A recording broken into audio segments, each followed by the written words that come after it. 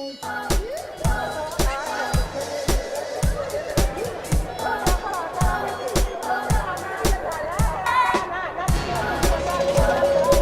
to the fact that I have moved around every house, every flat I've ever lived in, with boxes and boxes, and an ever-growing, accumulating room full of boxes full of tear sheets magazines from 1977 when I started, which you can imagine just got bigger and bigger and bigger. And I just got fed up having it in the house, and I thought, okay, let's get this on digital.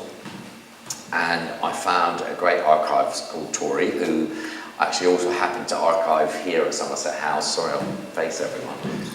Here at Somerset House too. And she had a little powwow with the powers that be here. And Shona Marshall, the curator, approached me about doing an exhibition with my old stuff. And that was the first thing I said to her. You think anyone's interested in this old stuff? And when she actually presented me with a plan and a kind of idea about how she was going to do it, that it wasn't just going to be pictures on walls, that there was going to be a lot more than that, it made perfect sense. And I very graciously was honoured and I accepted. Fantastic. And here we are tonight. Yeah. Well, I mean, we started off with a book because when I began speaking to Somerset House, I had already been thinking of doing a book with Rizzoli, who had been speaking to, but we didn't quite know exactly how the book was going to take shape, because we had 40,000 images at one point. So I gave over a room in my house, my living room, to 22 very large boards, polyboards, and I just couldn't do it on a small screen. I needed everything printed out and sort of blown up so that I could put it all up. And I mean, there's plenty of shoots you do where the hair's not that important, it's secondary, so they were very kind of quickly put to the side. And then you have your favourites with your favourite girls, your favourite photographers, and the ones that hold special memories. And I've quickly found out that the ones that hold special memories don't always have the most, the hair that works best in a book, because it's a different edit from a magazine, because you may just have one shot from a shoot, and that shoot may not fit into the story you're telling in a book. And the story that we're telling in the book became slightly chronological, peppered with hairstyle chapters. Rizzoli had said to me, can we make some chapters with hairstyles? And we tried to do the whole thing in hairstyles, and it just became like many another hair book you've seen, and I didn't want it to be like that. I think the key running through this whole thing was 40 years of fashion, and it was 40 years of hair and fashion. It was 40 years of my hair and fashion, so it had to be my take on it. So, and I am emotionally, as you probably understand, I'm emotionally attached to every single one of these images because I have such a great memory of things. And I think the editing process became, once we had got down to a couple of thousand and we got our chapters sorted out, it became a process of which pictures went with other pictures. It became an aesthetic thing. So once the storytelling was done, the aesthetics came into it, and then we had to lose some of my favourite ones, and that was really, really hard. But we did actually manage to squeeze in 3 times more than we were actually officially allowed, much to Rizzoli's dismay.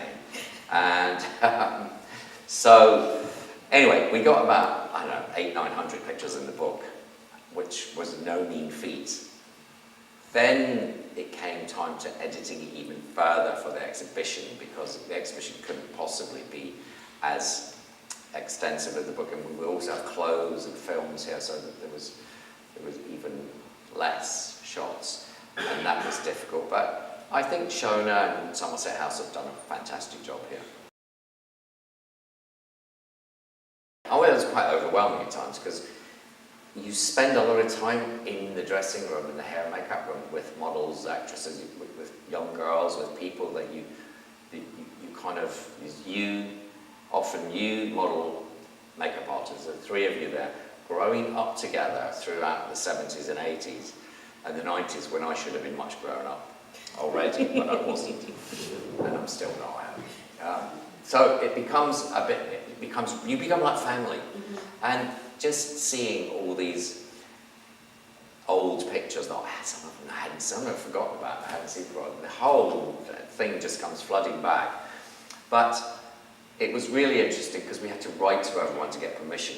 So I was actually hearing from people at the same time, and we tried to find people, and we found them on Facebook and Instagram, which has been, that social media thing has been so helpful for this. It's been fantastic, and put lots of us in touch again who haven't been in touch for many years. So yeah, it's been an emotional but a very rewarding process. I think everything in there has an element of that. That's why it's there. It wouldn't be there if it wasn't important in my working life, even my life. But obviously the Princess Diana room is kind of very special. The pictures are fantastic. Yes. Patrick Demarchelier and Lord Snowdon were very kind to give us those, to lend us those images, and the beautiful prints. And they just have such magical memories for me, and I think probably for most people here, you're too young to remember that. And probably, you know, Kate, Linda, Naomi, anything with those iconic women is very close to me too, because we spent so much time together. And Carl's Carl and Vivian's Chanel and Westwood section, so really I'm going through everything. I got my start in the world of session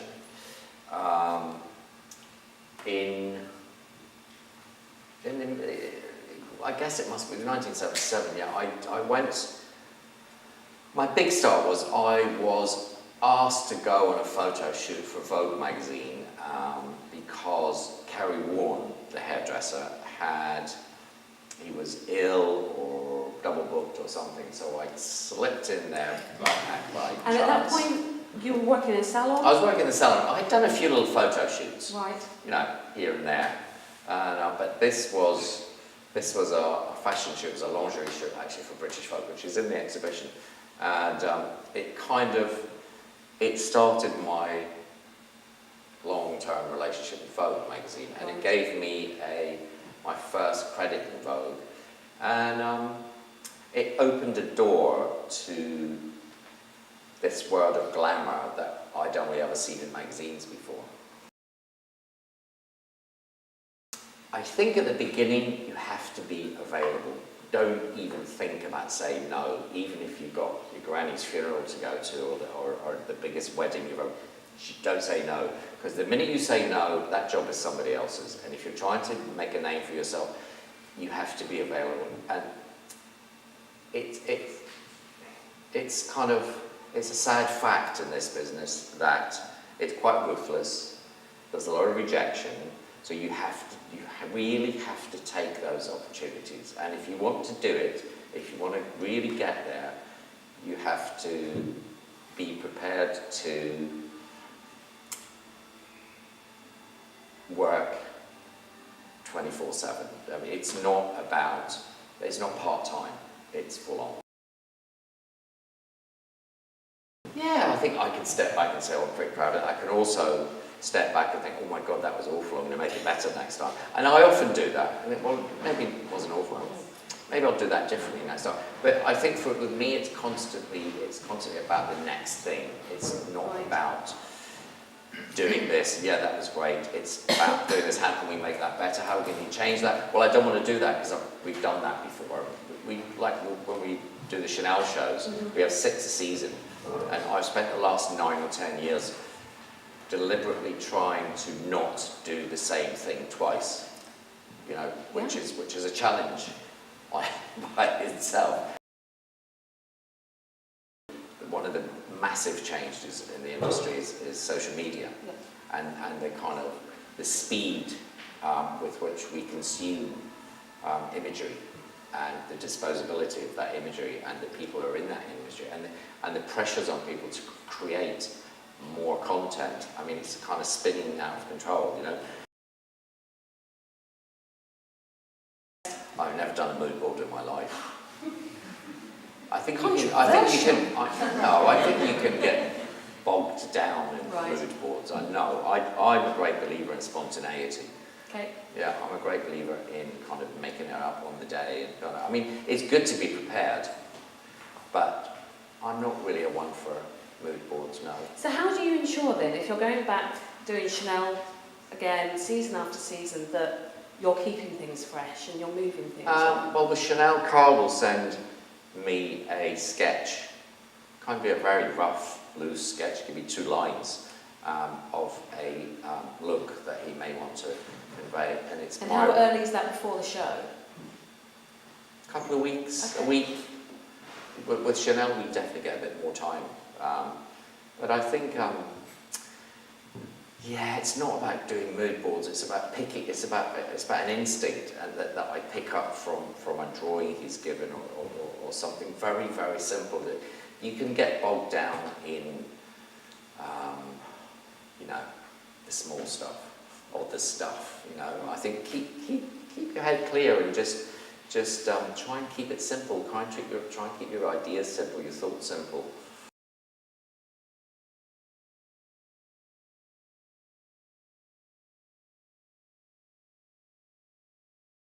One of the most important things that I wanted to convey in the exhibition, the show note I wanted to convey, was the collaborative aspect of my role, our role, and you know, even from a salon point of view, when you walk in a salon, it's a collaboration between you and the client. Well, it always was for me. It was a collaboration.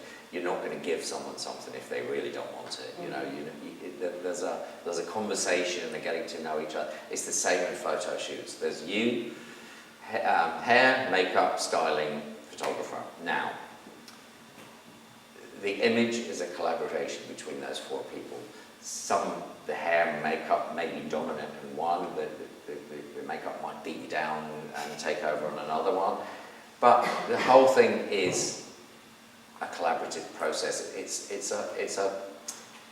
not a solitary art, what we do. It's a collaborative art. It's a collaborative art form, and it's all about teams getting together to creating these amazing images. So we've dedicated a room to 10 of the people that I have had the most,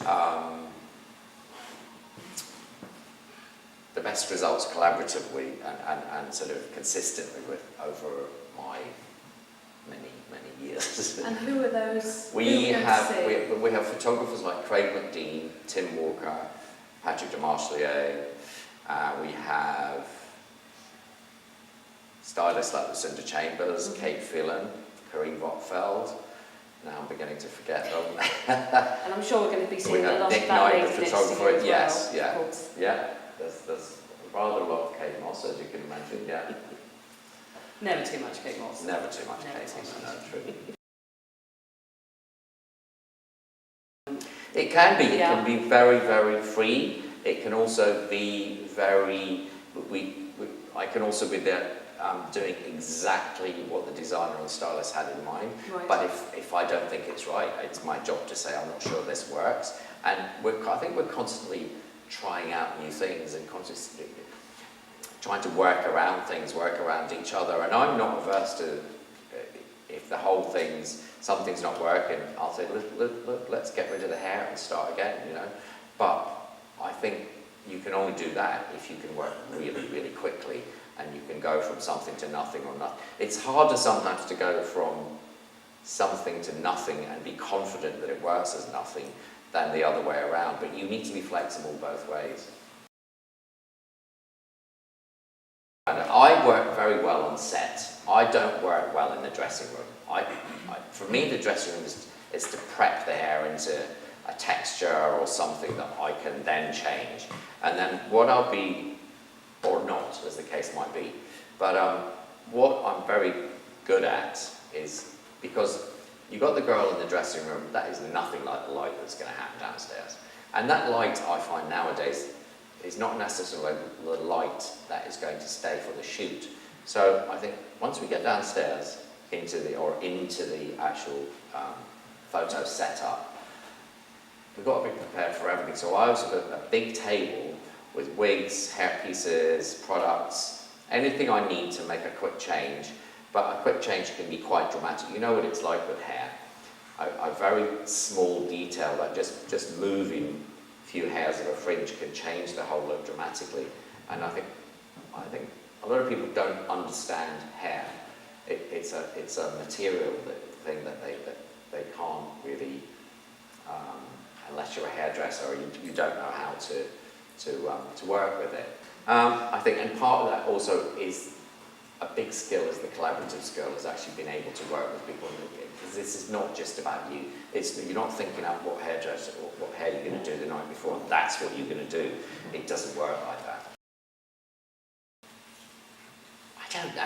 There's nothing really is a hard challenge. I mean, every day is a hard challenge because, you know, you've got everything pinned on this one day. But I think if you can't allow it, you can't allow the challenge to overcome you. I mean, we went on a Vogue shoot with Kate Moss a few years ago to St Bart's, and Hard life. well, our bags didn't turn up, so we had okay. I was wearing the photographer's assistant's clothes, and there were no hair extensions to do the big hair look we were going to do. So I had a comb from the local chemist and a bottle of a spray bottle we had got out of the cleaner's cupboard at the hotel and emptied and put seawater in it, and that. So we had a comb and seawater, but we had Kate Moss, so it was okay. And then you just can't let things. You have to turn it around. Yeah. You haven't got time. You have to turn, especially now. We don't have 10 days to do a shoot that we use. We got 2, so you got to make it work. This isn't some kind of legend of long ago that you actually used to disappear for 10, 14 days. Oh God, yeah, 3 weeks sometimes for 20 pages, but that's long gone. That's in the past, so you can forget about it.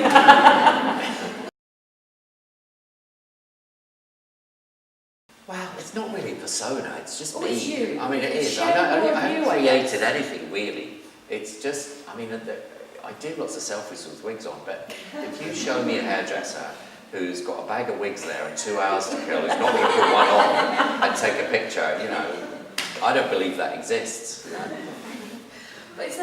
But now we just share them. I mean, I've been trying wigs on shoots since the 1970s, but you never shared Polaroids before, you know? We'll talk about this. I bumped into a model who's in the exhibition. I bumped into her today at the American Embassy. It was really lovely to see her after like 25 years. And we were discussing, she was making me laugh. She said, my God, she said, I've got so many Polaroids, but I wouldn't want anyone to see them. And it's true, you know, our Polaroids have become our iPhone pictures, but they're shared now, which the only people who ever saw them before were the people who were in them, in a box. Well, I've opened the box. I love Instagram. It's fantastic. I think it's. I'm not great on Snapchat. Hands up. I can't really. I'm visual, and I've got the big phone, so things come up quite big. I like nice pictures. I like to look at nice pictures. I like to look at funny pictures. I don't want to see your dinner, but some people might do that, you know. I don't know. I think it's fun. It's great. It's a great way to connect with people too, you know, because you don't have to have this long-winded I mean, it's very superficial, of course, which I love as a hairdresser. You know, it's great. I look back and think.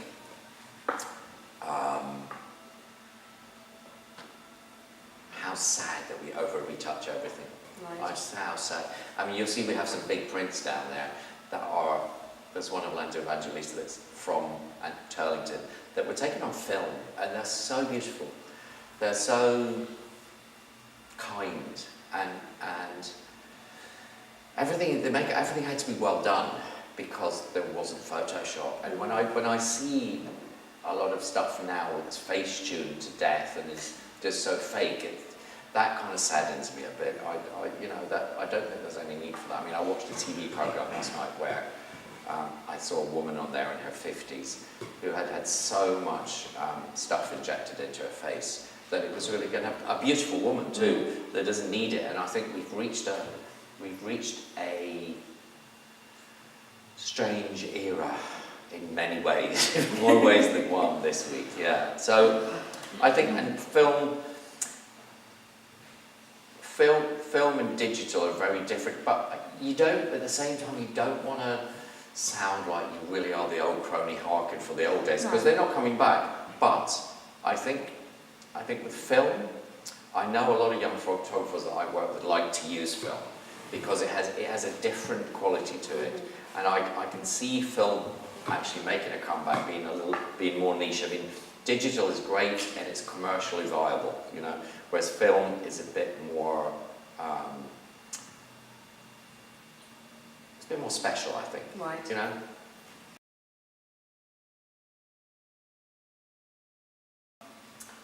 I look at it, it's not just for me, it's for everyone else who has put in the hours and the years to do this. Because, yes, I was one of the first to do it in this country, but there have been a lot of people following me who are amazing and continue to, you know, blaze the trail. So it's not just a me thing. I think it's a fantastic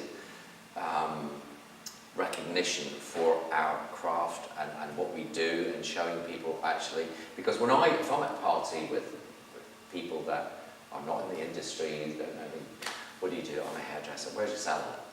And then there's a sort of 10-minute explanation, and you can see them getting bored to tears with it.